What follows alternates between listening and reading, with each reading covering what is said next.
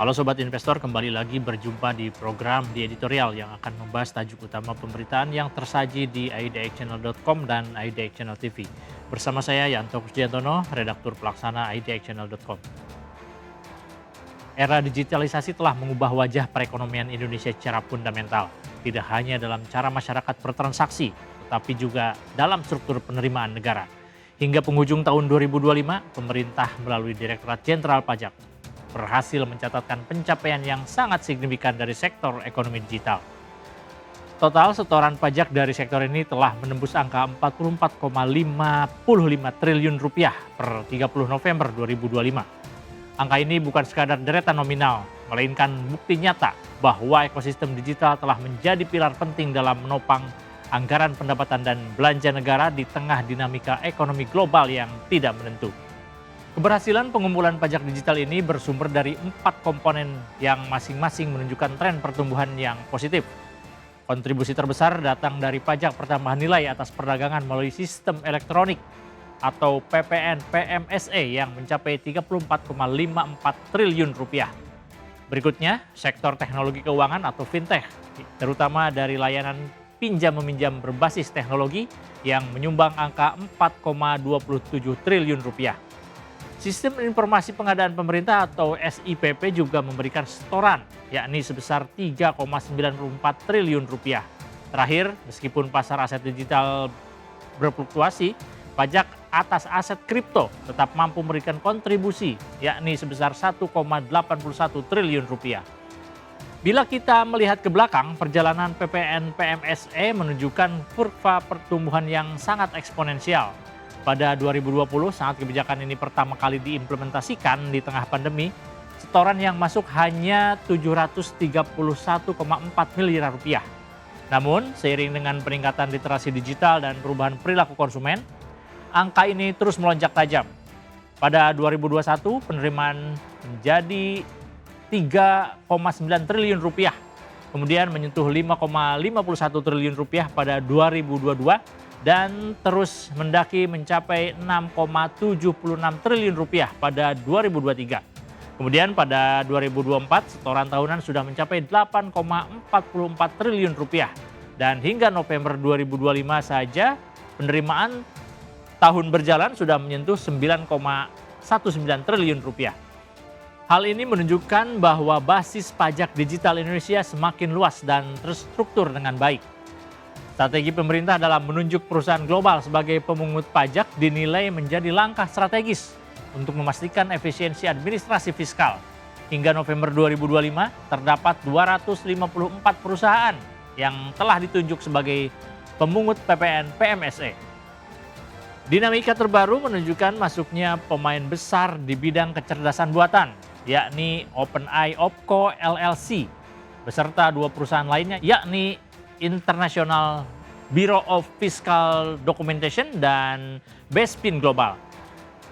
Kehadiran OpenAI dalam daftar ini sangat menarik untuk dicermati, mengingat penggunaan layanan kecerdasan buatan yang generatif seperti ChatGPT telah meledak di Indonesia, baik untuk kebutuhan individu maupun korporasi.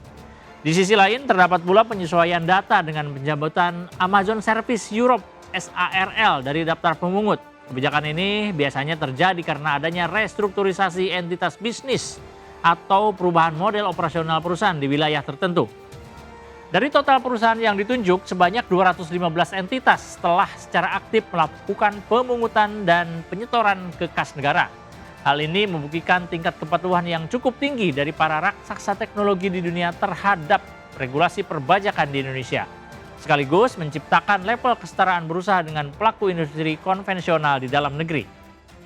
Selain PPN PMSE, pajak fintech juga memberikan kontribusi yang tidak sedikit, yaitu sebesar 4,27 triliun rupiah. Jumlah ini terdiri atas PPh 23 atas bunga pinjaman yang diterima wajib pajak dalam negeri dan badan usaha atau BUT sebesar 1,17 triliun rupiah. Kemudian PPh 26 atas bunga pinjaman yang diterima wajib pajak luar negeri sebesar 724,5 miliar rupiah.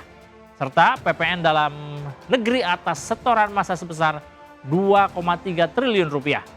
Sementara itu, Penerimaan dari pajak SIPP terdiri dari PPh pasal 22 sebesar 284,42 miliar rupiah dan PPN sebesar 3,65 triliun rupiah. Meskipun data menunjukkan keberhasilan secara makro, perjalanan perpajakan digital di Indonesia tidak terlepas dari riak-riak sosial. Beberapa bulan lalu rencana penerapan pajak yang lebih ketat pada sektor e-commerce, terutama yang menyasar pada para penjual kecil atau UMKM di platform pasar daring, sempat menuai kontra dan kritik tajam dari masyarakat. Kekhawatiran utama muncul dari potensi kenaikan harga barang yang dapat menggerus daya beli, serta adanya beban administrasi tambahan bagi pelaku usaha mikro yang baru saja berusaha bangkit dari dampak pandemi. Gelombang penolakan tersebut seharusnya menjadi bahan evaluasi yang sangat berharga bagi pemerintah. Kontroversi tersebut berakar pada ketakutan akan ketidakadilan antara pelaku usaha besar dengan pedagang kecil. Masyarakat merasa bahwa penertiban pajak seharusnya lebih difokuskan pada platform raksasa dan barang impor yang masuk secara masif dengan harga predatori, bukan pada produk lokal hasil karya anak bangsa. Oleh karena itu, proyeksi ke depan harus mengarah pada kebijakan yang lebih tersegmentasi dan berbasis data agar pemerintah dapat menimbang kebijakan dengan lebih bijaksana. Menyongsong tahun 2026, pemerintah perlu mempertimbangkan beberapa poin strategis agar kebijakan e-commerce dapat diterima dengan baik. Pertama, pemanfaatan data SIPP yang telah terintegrasi dengan pengadaan pemerintah dapat dijadikan tolak ukur untuk memberikan insentif bagi UMKM yang patuh pajak. Kedua, penerapan ambang batas atau threshold penerimaan bruto yang lebih dinamis bagi pedagang daring yang harus dipertimbangkan. Ini bertujuan agar mereka yang benar-benar berada di level mikro tidak terbebani secara fiskal. Proyeksi ke depan menunjukkan bahwa penerimaan dari sektor fintech dan kripto akan terus tumbuh seiring dengan semakin matangnya regulasi di bawah pengawasan Otoritas Jasa Keuangan dan Bank Indonesia.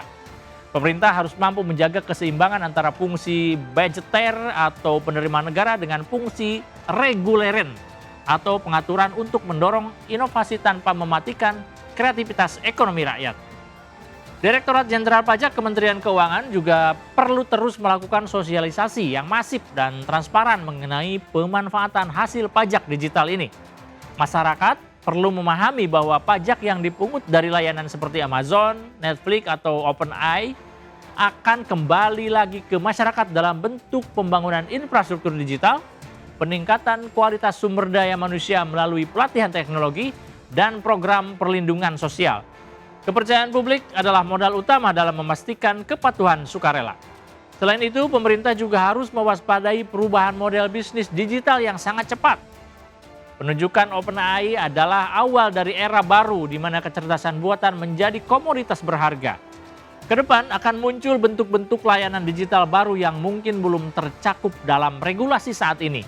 Sehingga fleksibilitas regulasi dan kemampuan analisis data dari otoritas pajak harus terus ditingkatkan agar tetap relevan. Dan sebagai penutup, pencapaian 44,55 triliun rupiah adalah prestasi yang patut diapresiasi. Namun, bukan berarti tanpa celah.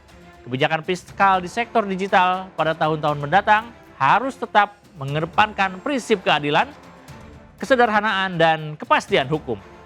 Dengan mendengarkan aspirasi pelaku e-commerce lokal dan terus memperbaiki mekanisme pemungutan pajak pada level raksasa global, Indonesia dapat memastikan bahwa ekonomi digital bukan hanya memberikan keuntungan bagi segelintir pihak, tetapi benar-benar menjadi mesin pertumbuhan ekonomi yang inklusif dan berkelanjutan bagi seluruh rakyat Indonesia.